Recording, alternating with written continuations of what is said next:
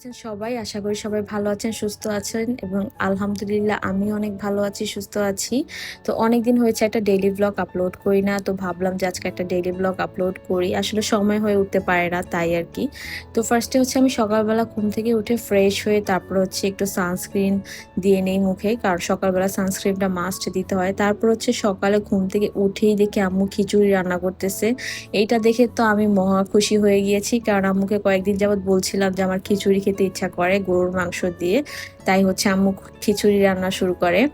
তো এখানে হচ্ছে আম্মু খিচুড়িটা বেশি পাতলা না আবার হচ্ছে বেশি ভুনাও না এরকম করে রান্না করতেছিল। কিন্তু খিচুড়িটা খেতে এত মজা হয়েছিল।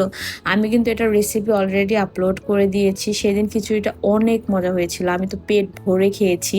মানে ২ বেলা খেয়েছিলাম, দুপুরবেলাও খেয়েছি। তারপর হচ্ছে আম্মু এখানে সবার জন্য এখন খিচুড়ি বেড়ে নিচ্ছিল।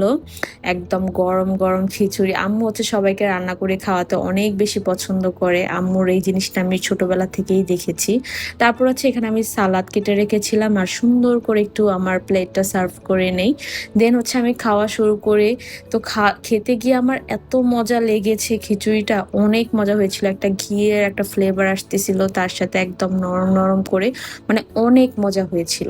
তারপর হচ্ছে খিচুড়ি খাওয়ার পর সকালবেলা একটু চা খাই। কারণ চা না খেলে তো সকালটা শুরুই হয় না এরকম মনে হয়।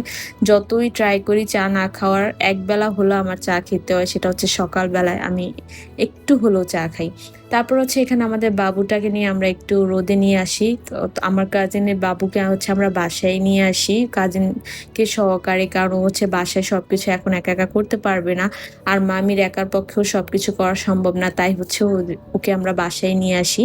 তারপর হচ্ছে দুপুরবেলা এখানে একটু আমড়া মাখা খাই। আর দুপুরে আম্মু লাঞ্চের জন্য এখানে মুরগির মাংস রান্না করতেছিল।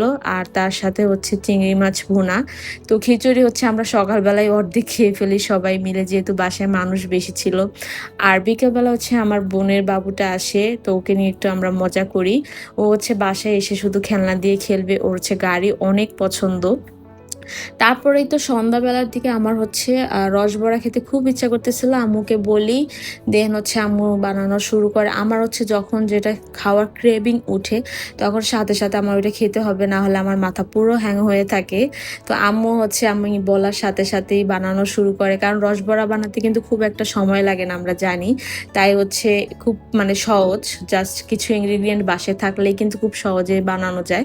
তো সেদিন হচ্ছে আম্মু আম্মু পিঠাগুলো বানাতে গিয়ে একটু প্রবলেম ফেস করে। পিঠাগুলো ঠিকঠাকভাবে হতে চাচ্ছিল না। তারপর হচ্ছে অনেক কষ্ট করে আমার জন্য বানায়।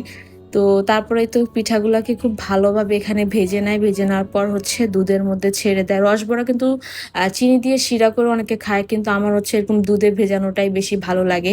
তো এই ছিল আমার একটা ছোট ডেইলি ব্লগ। আশা করি সবার ভালো লেগেছে।